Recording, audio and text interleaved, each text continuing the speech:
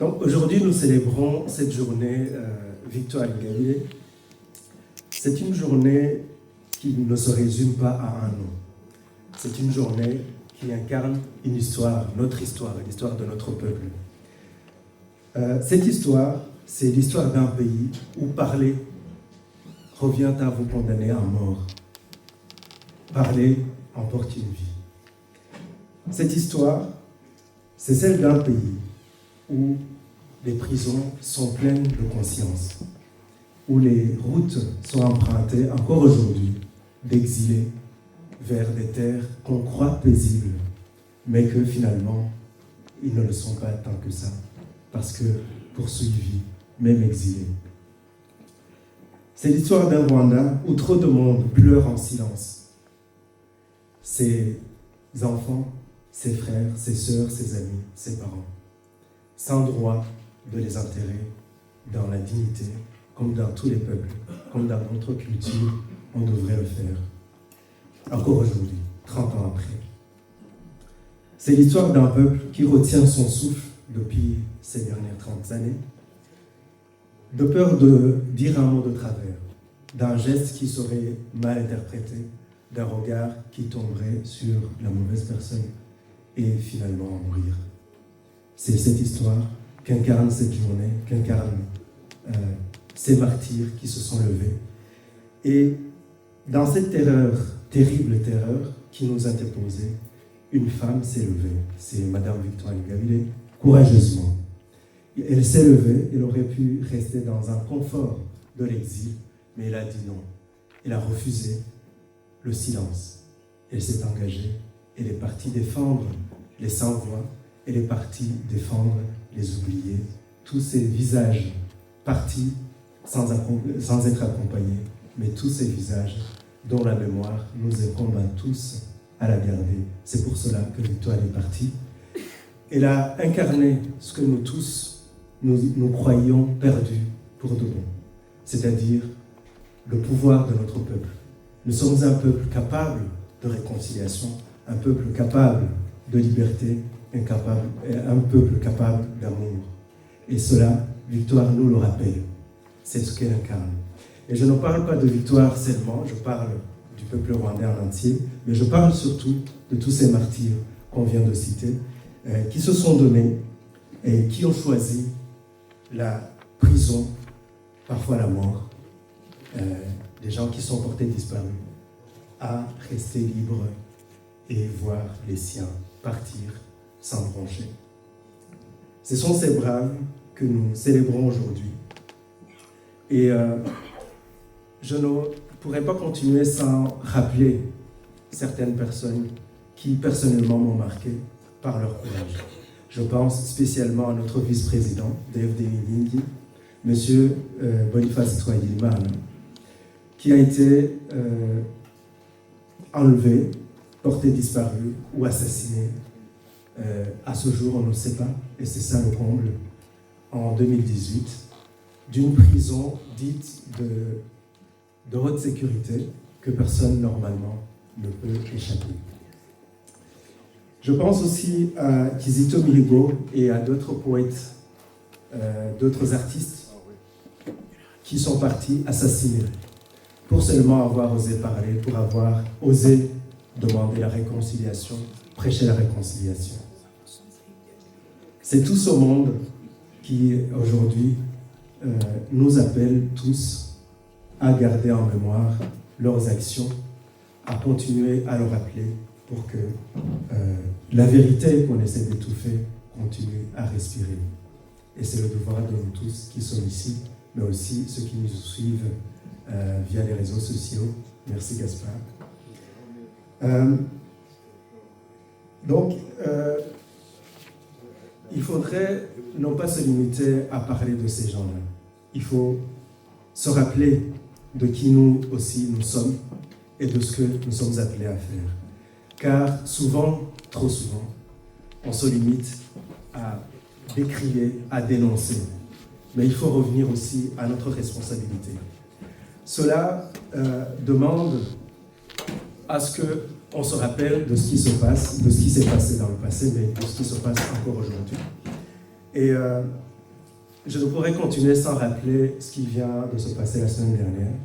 Une liste est sortie qu'on a appelée liste des terroristes. En réalité, c'est une blague, de mauvais goût évidemment. Parce qu'un terroriste qui accuse les autres, on ne fait qu'en rire. On ne peut qu'en rire. Mais il ne faut pas que rire. Il faut aussi se rappeler que les gens qui sont sur les listes énoncées comme ça sont des cibles à éliminer. Ce n'est pas donc une blague, c'est une réalité et nous devons le prendre au sérieux. Parmi les personnes qui sont visées, il y a ici Gaspard, la personne qui passe sa vie à essayer d'expliquer aux gens c'est quoi la paix, c'est quoi la liberté, c'est quoi le vivre ensemble, à analyser tout ce qui est caché derrière toutes les actions pour que les gens ne tombent pas dans le piège justement de la violence. Il y a Mounia Neza Augustin qui est assis là, qui nous aide toujours dans ce genre d'événements, qui recherche des financements pour les gens qui sont emprisonnés injustement, pour Victoire. Ce sont ces actions-là qui sont en train de viser. Il y a aussi Michel, je ne sais pas s'il a pu venir. Il est là, voilà. Michel, vous le connaissez, il est très populaire ici à Bruxelles, notamment avec l'action Sit-in, qui est organisée une fois tous les mois, pour justement dénoncer la violence, appeler à la non-violence, appeler au respect du droit au Rwanda, une situation de droit qui a complètement disparu.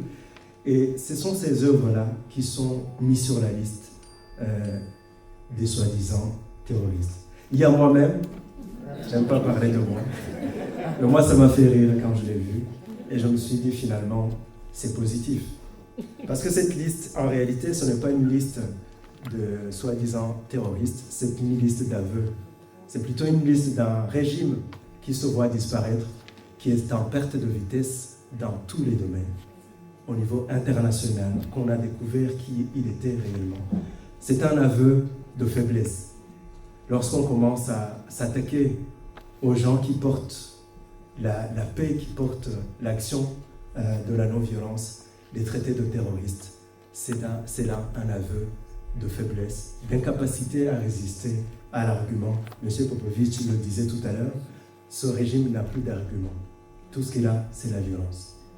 Et donc, nous devrions, nous tous, nous encourager à figurer sur cette liste, parce que c'est une preuve de l'impact de ce que nous faisons. C'est une reconnaissance, quelque part. Donc, ne croyez pas que nous soyons affaiblis. Pas plus tard qu'il y a 2 jours, j'ai pu m'entretenir avec Augustin, Gaspard et Michel, et d'autres qui sont sur la liste aussi. Mais je crois que l'état d'esprit est commun. Nous sommes plutôt dans l'encouragement, dans la reconnaissance justement. Et donc, ce n'est pas demain que vous allez nous voir disparaître des radars. Au contraire, nous sommes plus motivés que jamais.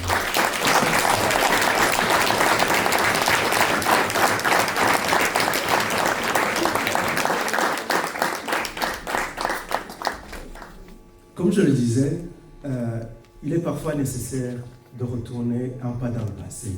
Non pas pour se perdre et être prisonnier du passé, mais parce qu'il faut rappeler des choses, la vérité, pour que cette vérité continue à respirer. C'est une vérité qu'on cherche à étouffer, et c'est à nous de lui donner de l'espace pour respirer. Et c'est pour ça que nous devons toujours rappeler et encore rappeler. Et d'autant plus que pour comprendre le drame que nous vivons aujourd'hui, notre peuple vit aujourd'hui, mais aussi les peuples de la région des Grands Lacs, il faut repartir un peu dans le passé, notamment dans les années 90, lors de l'attaque du Rwanda par le FPR à partir de l'Ouganda. Cette année de 1990, lorsque le Front patriotique rwandais a attaqué le Rwanda, ce jour-là a marqué le début d'une longue tragédie dans notre région, jusqu'à ce jour. À ce moment-là, des villages entiers étaient bombardés, des milliers de civils étaient massacrés et des centaines de victimes tuées par des attentats terroristes. Je ne sais pas si vous vous rappelez, Gaspard a fait un écrit magnifique là-dessus. il y a eu 42 attentats, je pense que je ne me trompe pas du chiffre, 42 attentats terroristes dans les années 90, avant 94. Ces attentats c'était des bombes composées dans les gares de bus, dans les restaurants, dans les hôtels et dans les marchés. Ce sont des attentats qui visaient des civils, pas des militaires. Et ça, c'est le FPR qui le faisait, celui-là même qui est en train de sortir des listes de terroristes. Ce jour aussi a marqué un exode. Si vous vous rappelez bien de Nyakyonga, c'était un camp aux portes de Kigali où des gens qui ont survécu à des massacres de masse dans le nord avaient fui et s'étaient installés aux portes de Kigali. Beaucoup les rencontraient dans les rues en train de demander, de quémander à manger. Ça, certains s'en souviennent. Et cela a marqué le début de la violence dans notre pays. Puis 94 est arrivé, encore un attentat terroriste qui a emporté la vie de 2 chefs d'État, le général Juvenal Habyarimana de notre pays, le Rwanda, et Cyprien Ntaryamira du voisin, le Burundi. Cela a marqué le début, a déclenché le génocide contre les Tutsis. Des milliers, des centaines de milliers d'âmes perdues, des hommes, des femmes, des enfants, tués pour ce qu'ils étaient. Et ça, on le voit toujours aujourd'hui, la région n'a fait qu'être contaminée. Cela a marqué aussi le début d'un exode qui a emporté des millions vers les pays limitrophes, la Tanzanie, le Congo, le Burundi, notamment le Congo, où des millions de gens étaient installés jusqu'en 1996, date à laquelle ils ont été massacrés, bombardés dans les camps à travers les forêts congolaises. Et jusqu'à ce jour, il y a 200 000 survivants, 250 000 pour être exact, selon les chiffres du HCR. Mais All for Rwanda vient de sortir une étude. Ce chiffre est totalement sous-estimé. Sur 10 personnes interrogées, il y a 8 personnes qui n'ont pas été recensées dans ces 250 000. Donc vous imaginez ce que ça peut être.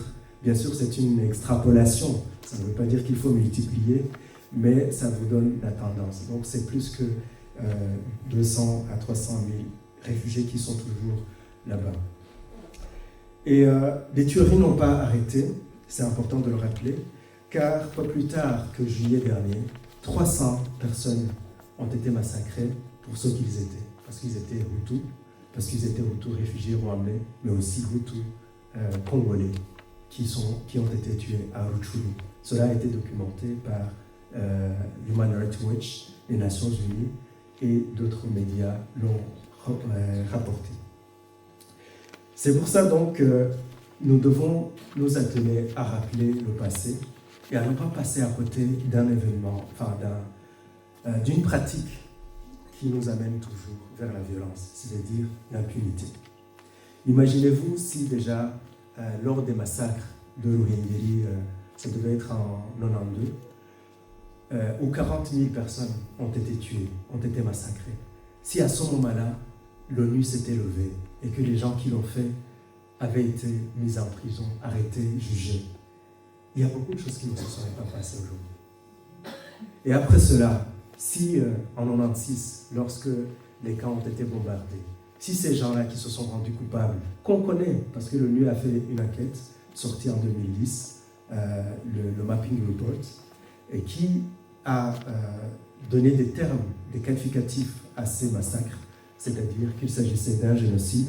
Évidemment qu'il faut prouver devant une instance habilitée, mais l'ONU a choisi de mettre ce terme dans son rapport. Si à ce moment-là, ces gens avaient été arrêtés, jugés, il y a beaucoup de choses qui ne se passeraient pas aujourd'hui.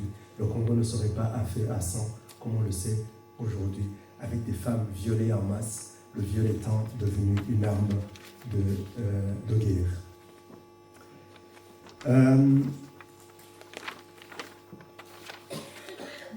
Je me permets de revenir aussi sur la souffrance continue des nôtres, en partant de ce que Victoire a pu nous enseigner par le passé, c'est-à-dire ce combat non violent pour la liberté, pour la démocratie. La démocratie, j'y reviens, et c'est très important. Pourquoi j'y reviens? Parce que dans une démocratie, chaque homme, chaque femme, chacun a sa place, elle a sa voix. Chaque personne a sa voix. Il peut décider, il peut voter. Et ça, c'est très important à souligner. Et à se rappeler que si nous ne nous battons pas pour que le pouvoir revienne au peuple via la démocratie, on donne le pouvoir à la dictature telle que nous la connaissons chez nous, qui est totalitaire, qui est criminelle et qui, aujourd'hui, nous le savons, est génocidaire. Sans tarder, j'aimerais vous demander, encore une fois, une faveur. Une faveur de chacun faire une rétrospection et regarder si il n'est pas un prisonnier. Là où vous êtes, là où nous sommes, est-ce que nous ne sommes pas prisonniers finalement? Cette journée est une journée des prisonniers politiques, des prisonniers d'opinion. Mais est-ce que nous sommes libres? J'invite chacun à réfléchir. Est-ce que nous sommes libres? Est-ce que nous pouvons faire tout ce que nous voulons? Est-ce que nous pouvons dire ce que nous voulons? Quelqu'un m'a appelé avant-hier. Il m'a dit, je crois que c'est le dernier appel que je fais parce que te voyant sur cette liste-là, mieux vaut t'éviter à partir de aujourd'hui. C'était sur un ton de blague, mais lui, il a osé m'appeler. Il y en a d'autres qui ne vont pas oser, je les comprends. Parce que cette peur, ce n'est pas artificiel, ça part des faits. Des gens sont morts, des gens sont assassinés, et je comprends tous ceux qui ont la peur. Mais ce que nous a enseigné aussi Victoire, c'est de ne pas avoir peur. C'est de braver cette peur. Car notre liberté n'est pas dans la peur, mais plutôt dans le courage, dans l'abnégation que ces martyrs ont incarné et nous enseignent aujourd'hui, nous inspirent aujourd'hui. C'est à chacun à se lever et à prendre le pas, à marquer le pas, à marcher dans leur chemin qu'ils ont tracé. Et pour cela, on ne s'est pas arrêté au sein de l'FDU et au sein de l'opposition en général et au sein de la société civile. Nous avons, en 2022, commencé une initiative, All for Rwanda. Cette initiative est partie d'un constat. Ce constat qu'en fait, nous avons la force nécessaire pour nous libérer.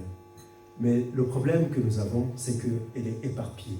Nous la dispersons dans beaucoup d'organisations, sur beaucoup de combats qui sont nécessaires, mais parfois qu'il faut organiser. Et c'est donc dans une conviction qu'il fallait organiser la lutte, qu'il fallait opérer l'unité, rassembler nos forces, que nous avons commencé cette initiative.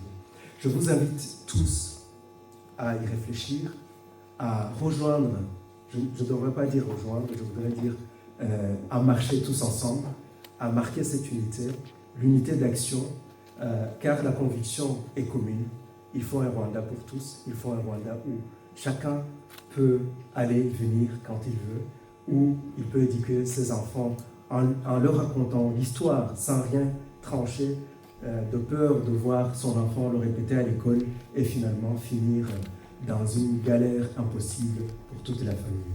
C'est sur ces mots-là que je vais remettre la parole, mais en soulignant l'importance que vous, qui êtes ici, représentez pour la lutte. C'est vous qui prenez le courage à deux mains pour venir déjà ici, car venir ici, c'est un acte de résistance. Et c'est ça qu'il nous faut. Ensemble, nous pouvons y arriver. Ensemble, avançons vers la liberté. Merci beaucoup. Vous ne pouvez pas partir sans que un invité d'honneur.